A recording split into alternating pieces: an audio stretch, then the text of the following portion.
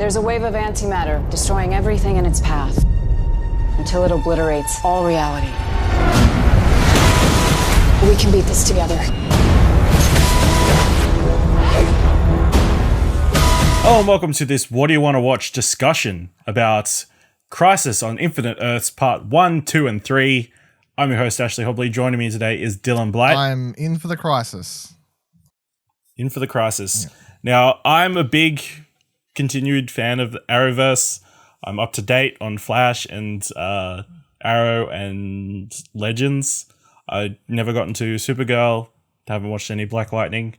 Or I watched the pilot for Batwoman, I think, but didn't stick around. So that's I'm the expert in this situation because Dylan dropped off a while ago, didn't you? To be fair, I watched like however many 6 seasons, five or 6 seasons of Arrow and like 3 seasons of Flash, and I watched 2 seasons, nearly 2 seasons, season and a half of Supergirl. I feel like I've got I had no problem diving into this. I feel like even though I dropped off all the shows because they require too much time to keep up with all damn things, I watched the entire first season of Legends of Tomorrow. I didn't finish the second one either, but I mean, yeah, I feel like it's not like I was coming in completely blind. I knew who most of the characters were. No, you know, base things mostly. It's and I read comic books, so it's like. Yeah, whatever. You have a background in DC comics, so I assume it was a little bit easier to go into. I didn't find it obviously, this is the big 5-part crossover that's going to be taking place over this winter break or end of year break. The first 3 episodes aired. We're still waiting on the final 2, which will be a month away, mid-January, which pretty much is about the end of the universe or this massive crisis that has been building up since the start of the first season of Flash is when they first hinted at this potential crisis, and we're finally here. So, Dylan, as someone who has been off the Arrowverse for a little while, how did you feel going back into it? Do you feel like you were able to catch up with, understand what was going on for the most part? Yeah. Well, so I was still watching when they did the first crossover, whatever that was titled. I don't remember, but so I think this is the 3rd one, right? So I've missed 1. So that's how long I've been away. 6th. What? 6th crossover? Probably not the big, massive across the line crossover. Okay, because I remember. Yeah, they did. So I assume you're talking about Invasion, which is the one with the Dominators. Yes, that one. That would be the first one in your opinion. Yep. Yeah. Then there was Crisis on Earth X. Was this next one? Last year they did Elseworlds. So this would be the 4th in your... Yeah, I'm not counting like the Barry and Arrow crossover. I mean like with Supergirl and like the big like event one night after another things. And I count that as the first one. So no, I had no problem jumping into it. As I said, I feel like watching enough of the show in the comic books. I was pretty easy to jump in and understand what was going on. I did enjoy it. I'm sure I'm missing some level of emotional connection to some moments, I guess, that you would have more so if you're keeping up with the series week to week, of course. But I feel like this, like, since they announced it, I was pretty much like, I think I want to watch that, but I definitely don't want to put the effort into watching all these shows. And I feel like there's got to be a lot of other people like me who either don't watch these shows at all, full stop, because of time, or dived off because of time. And I feel like I can comfortably say that if you think you have a comfortable knowledge of just like DC superhero comic books, then I really don't think you'll struggle too much. You may be like, surely I swear I watched the first season and that actor was playing a completely different character, but now he's different characters. Like, oh, whatever, it's fine. But then at the same time, there's like little things like the Smallville thing or whatever else that worked for me because I'm a big Smallville fan. So, so other people wouldn't get that. I got that. I'm sure there's other... maybe if he was a big original 90s series Flash fan, there was maybe a tearjerker moment in this for you. I don't know. Big fan of the original Birds of Prey TV series. Maybe there was a moment here for you. I don't know. Yeah. So you enjoy the series so far? Mm-hmm. the 3 parts, yes. I also enjoyed them very much as well. Obviously, being a fan of... Well, keeping up with the content makes it a bit easier to jump in. I think very strong across the board. I think probably some of the fight choreography and that kind of stuff, I'm like, is this going to appease people who maybe haven't been keeping up or are just jumping in? And it's as bad as I remember. It's okay. It's not great. It's lots of cuts with close-up shots that just makes cheap fight stuff look like lots is happening. Yeah, they do a couple of flips. Mm-hmm. They fight some blob things, but yeah. Every season of Arrow was like 1 or 2 really good choreographed fights that they would actually practice, and then every other fight was just a bunch of like highly edited shit. So yeah, I mean, that's what it is. So I kind of just want to go over some key moments throughout the thing. Obviously, big thing first is the destruction of Argo City, which is the homeworld of Superman. Well, the faux Krypton, the remnants of the Krypton civilization in the Supergirl universe. That city gets destroyed. Superman and Lois Lane have been living there, raising their new son. When the antimatter wave, which is the big thing that's going to be destroying the whole universe. I guess I should point it out at this point. We're probably going to be talking spoilers nonstop. I feel like that's through this. So if you haven't watched, probably should watch and then come back. But yes, it destroys that, and then I think they have a really great scene, which is a kind of a callback to obviously the Superman history of them redoing the shooting off a baby into space.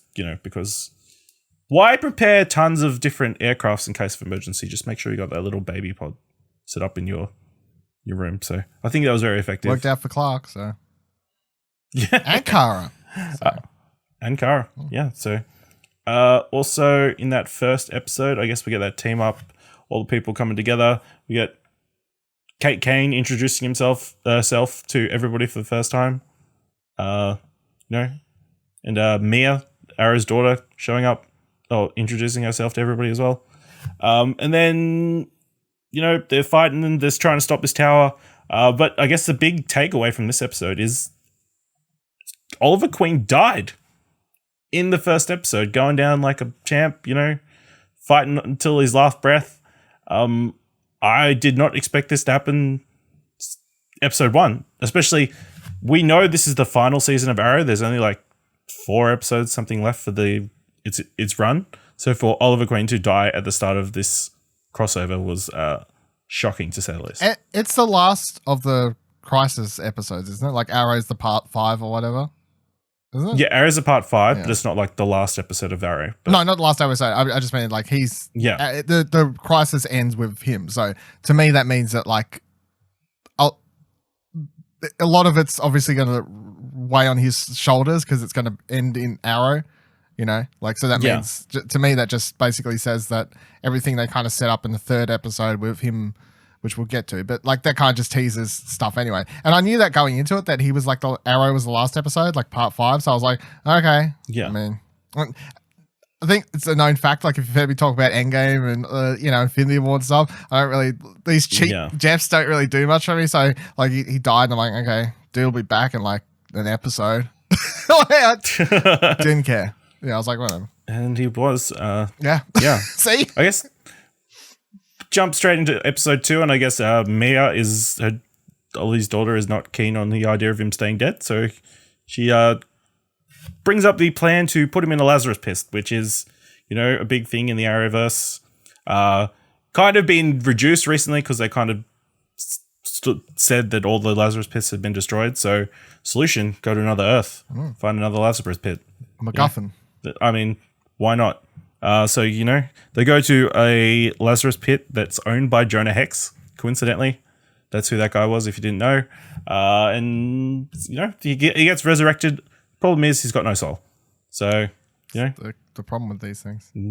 Problems. One thing with the Jonah Hex thing. What's her face? Canary, White Canary, whatever they call her these days. Just Canary. Or White Canary. I know there's 2 in the show. Anyway, she's like gives Jonah Hex his scar, and she's like, "Oh, you're going to get this eventually." But I'm like, does that create some weird time anomaly that she's now the one who fucked up his face? I mean, it doesn't matter. It's a different Earth.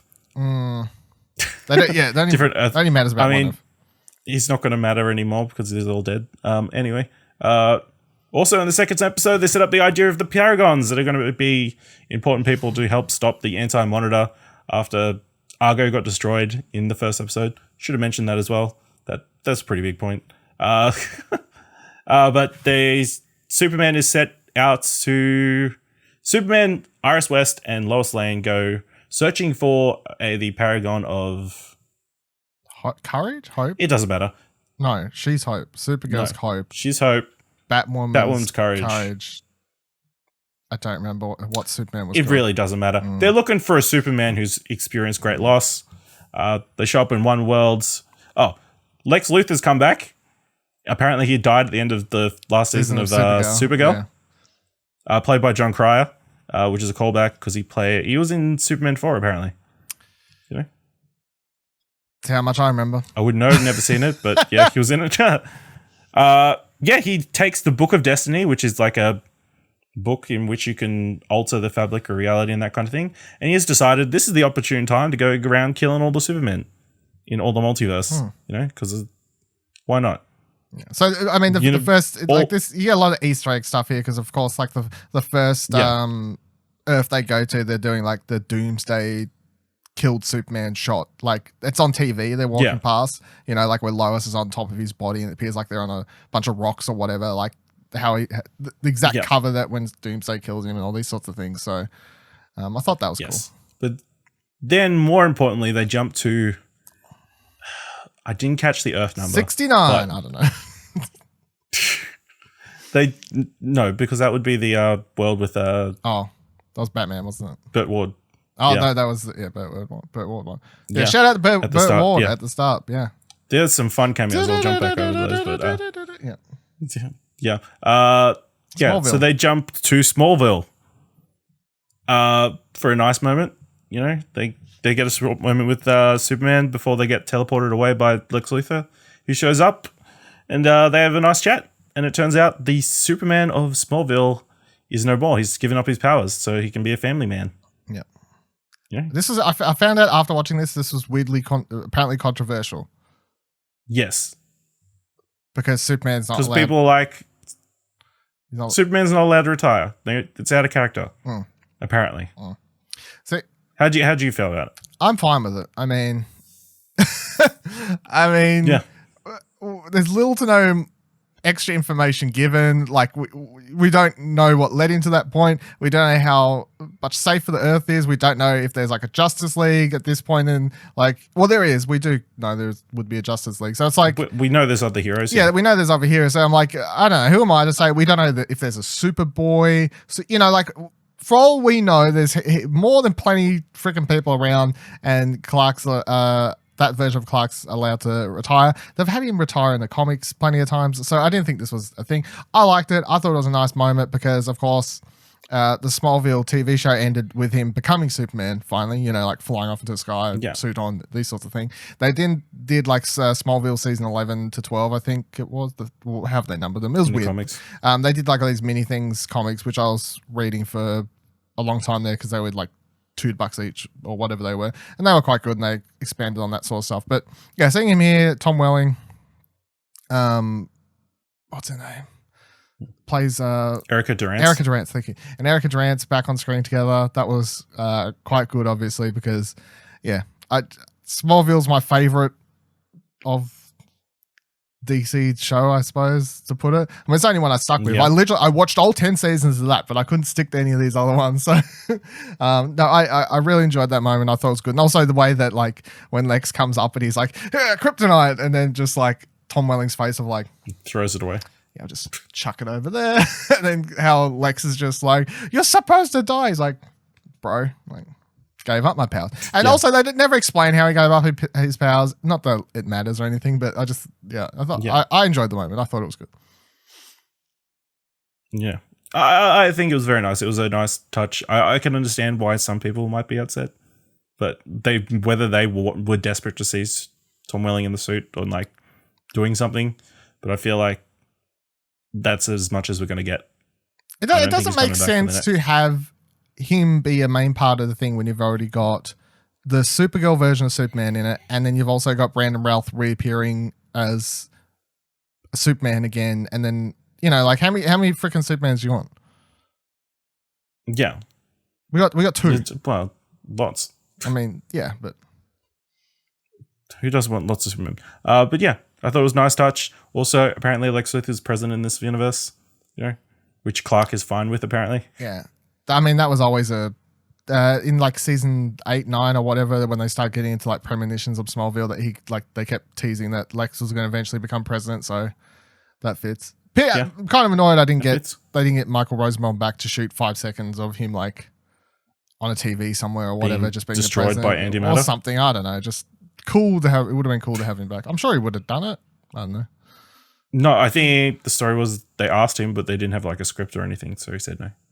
Oh, they like, will you come do this? We don't know what you're gonna do. He's like, I mean, I feel like that's what they was doing for a lot of these people, because they just like, you know, we just want to get as many as in. If you say yes, we'll figure out how to fit you into the script. But if you say no, we're just not going to write it in, you know? So yeah, it's not like you're a main character. It's like a cameo thing. So I mean, he could be lying, but unlikely. Yeah. So then the trio eventually come across Brandon Routh's Superman, who is very much a Kingdom Come version of Superman. Lois Lane, Perry White, and Jimmy Olsen, his universe, get killed during a Joker attack on the Daily Planet, which I'm pretty sure is canon from the Kingdom Come storyline. That's why he kind of quit. Are we not canonizing in our heads that this is just the same Superman? I think this is the future of Superman Returns. Yeah. Like, is that, they don't, I mean, you could play it that way. They don't specifically say yes or no, but I feel like yes, right? I mean, you can. I'm saying it is. Did he have such blue eyes in the movie? Yeah. I think they put pretty strong context on him. I mean, there's no reason. In my head, that's what I'm going with. That is the continuation of that Superman. You can choose. So. Yeah. Him and the Supergirl Superman, you know, they have a fight after Lex Luthor's involvement, which was cool, I guess. Well, pause. My only problem with this whole thing is that it took them about 10 minutes to decide, instead of watching out the window at the two Supermen fight one another, it took them 10 minutes to go, maybe we should just go hit Lex over the head. You know, that entire time I'm like, why did it take you so long to be like, maybe we'll just stop the dude who's behind us being like, with my fucking magical book. Come on now. Jesus Christ. But yeah. Yep. They got him on board. He's part of the team now. Yeah. Meanwhile, Supergirl and Batwoman are off looking for an old Batman in Earth 99 who is played by Kevin Conroy. I really enjoyed this. It was not what I was expecting, though. I thought they were going to make a really cool thing where it's a Batman. Kevin Conroy is going to be treated like a real hero. Turns out he's playing a dick. I don't know. This was exactly what I thought it was going to be. Really? Yeah, because like the shot we saw, like with him with like a metal contraption on and everything, straight away it was just giving me Dark Knight vibes.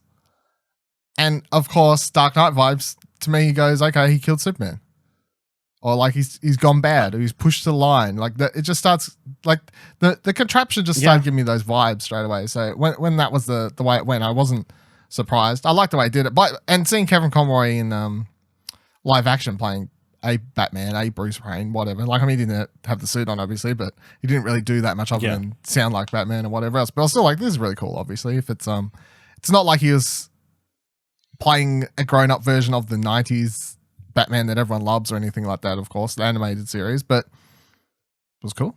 I enjoyed it. Enjoyed it very much. Yeah. Yeah. So then they go back to the Wave Rider, which is their headquarters, without Batman after Batwoman accidentally kills him. You know, it happens. And it turns out Kate was the Paragon all along. But she had to go there to become the Paragon. Yeah. It's a lesson she weren't learnt while she was there, you know? Yeah. Then in the third episode, a couple of guys are going to chase Ryan Choi, who's the seventh Paragon, after I think it's John, Martian Manhunter, and the Flash are revealed as the other Paragons that we didn't know previously. So they go find Ryan Choi and they convince him to come back, and that's the end of that storyline. Well, I mean, is it a spoiler to say who that character is? Well, Ryan Choi is the next Adam. Yeah. So I don't think it's that much of a spoiler to say. Which is also interesting in I think it was it's news that Brandon Routh is leaving the show, who is the current Atom. So potentially Ryan Troy is going to be joining the Legends. But more importantly, the Flash, Cisco Ramon, and Killer Frost go to find the point where the Anti-Monitor's beam is originating from.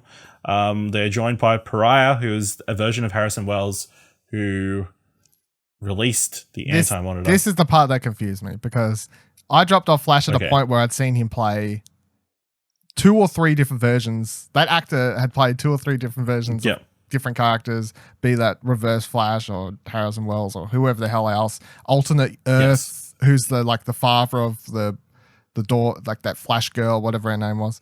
All this sort of stuff. And then I turned on to watch this event. I'm like, he's someone else again. He's always a new character. Yeah. How many characters has my dude played?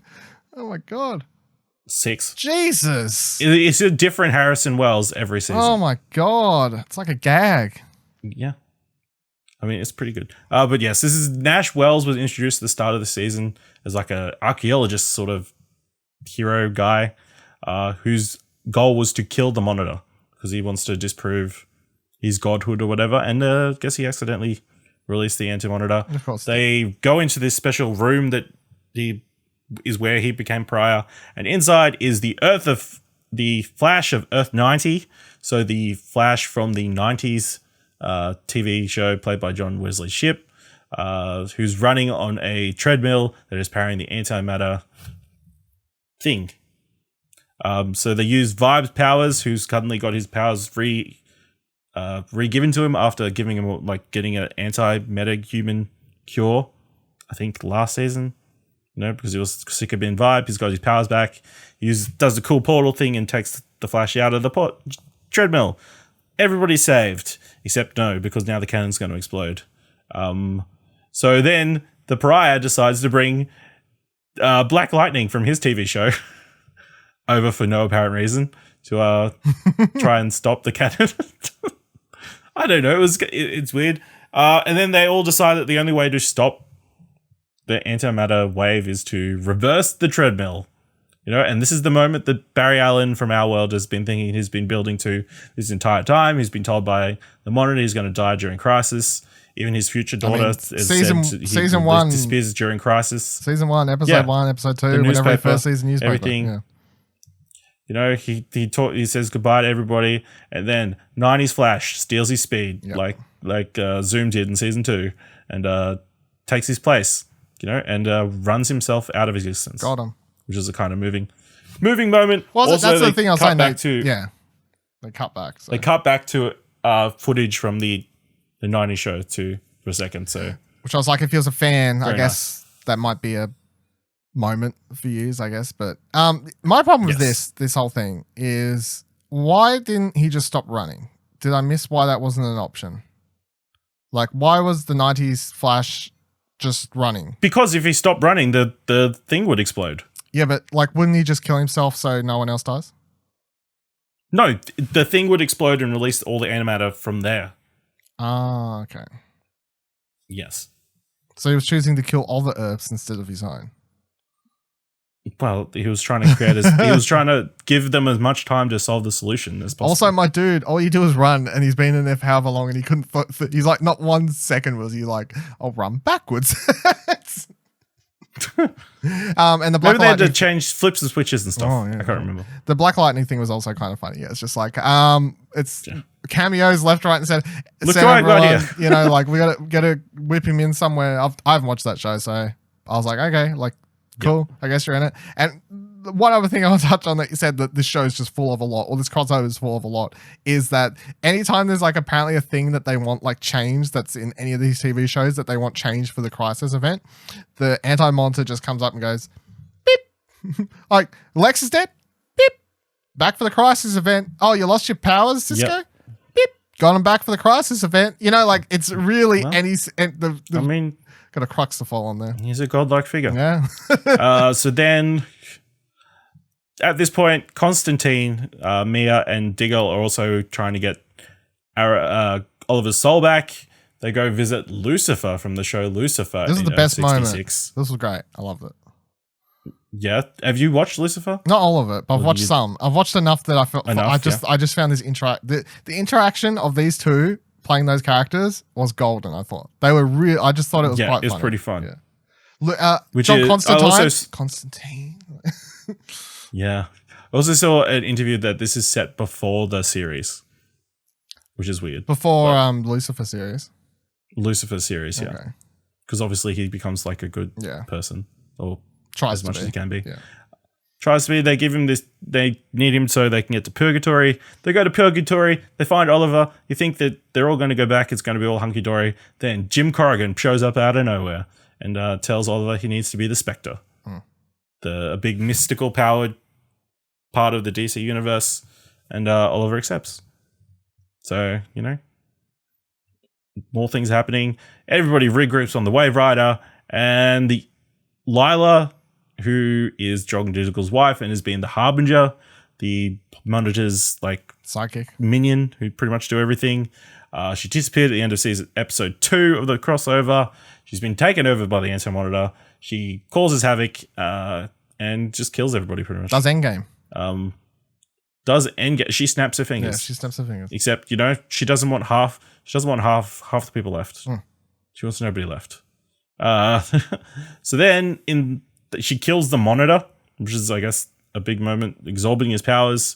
And right before she kills everybody on the ship, Pariah sends all the Paragons away to the Vanishing Point, which is a place outside of time where I guess the antimatter wave can't get to. And then everybody else dies. Antimatter wave, Iris West, Superman, all dead. And then all the seven Paragons are at the Vanishing Point, and then suddenly Kingdom Come Superman, starts bursting lights everywhere. Hard attack. Like he's going to evolve or something, I don't know. and then he is replaced by Lex Luthor, who wrote himself into Paragons being the 7th Paragon. And that's where we leave the crossover. Yep. So, yeah. Fucking Lex Luthor, man. It was a good cliffhanger for, to sit on that for a month of just Lex being like, like I read the paper and I decided screw my name there, Lex Luthor. Off I go. I foresaw this was going to happen. So now here I am. Let's go, team. How are we going to do it? Yeah, it's a very it is a very Infinity War moment. It's like at the end, it's like everyone's dead and now credits. Sit on that for a month, everyone. I mean, we know they're going to fix it all, but yeah. I mean, I'd be interested to see how much this, in a world where Infinity War hadn't happened, how much this would hit. More. Probably more, I guess. Or if it had have happened before. Yeah. It's impossible not to kind of think about it.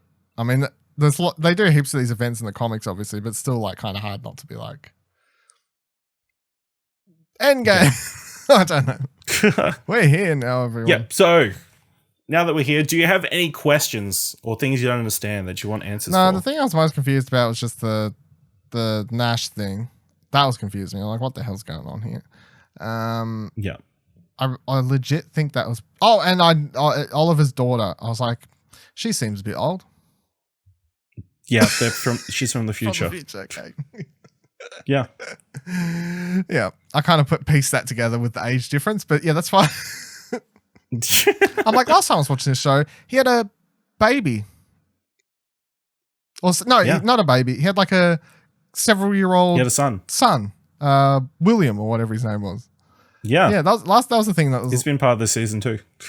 Yeah, okay. And then because, at the start of last season, they set up the future storyline. Is there flashbacks? They had flash forwards. Gotta change it up. Yeah, So that's kind of everything about this season. We also had some cool cameos. They showed, again, Burt Ward from Earth 66 reprising his role as Robin for like a second. Yeah, it was great though. He turned around, he's like, holy boat, whatever he says. But it was just, the very Robin thing of holy bees, man. They had Alexander Knox from the Batman 89 movie. They showed Hank Hall and Robin from the Titans TV series briefly. Did they? That got wiped out. Yes. Missed that. They also had the Ray from the Crisis on Earth X crossover. Character was introduced in that briefly. He showed up. they also had Ashley Scott from the Birds of Prey series. Which I highly doubt many people know exists because it was only on for one season. It was like 10 episodes or something. So I tracked down a DVD once years ago. And then the other thing is they introduced Wentworth Miller, who played Captain Cold. He's the voice of the ship. Yeah, which is great. But star of this crossover so far to me is Fireman. Or whatever. Heatwave, yeah, thank you. Him coming in and just this the whole idea of an alternative, because of course the show's always kind of played with being like they're like best friends, you know, like wink wink nudge nudge, they're you know, like they're BFFs. And then there's like they go to an alternate universe or whatever, and he owns the ship, and of course he's put his voice in as the ship. I thought that was quite funny, quite good, I guess. Tie in, tease it a bit more, I guess. I thought it was funny. And he's writing erotica fiction, and he was the only one who could hold Lois's baby. That was good too. The erotic fiction thing is a storyline in Legends. Oh, very good. He's a very successful in their timeline. He's a very successful book. It said in a different timeline. In that timeline. Oh, okay, different in that timeline. Earth. Okay. Yeah. In our one, he's a very successful under a pen name. Yeah.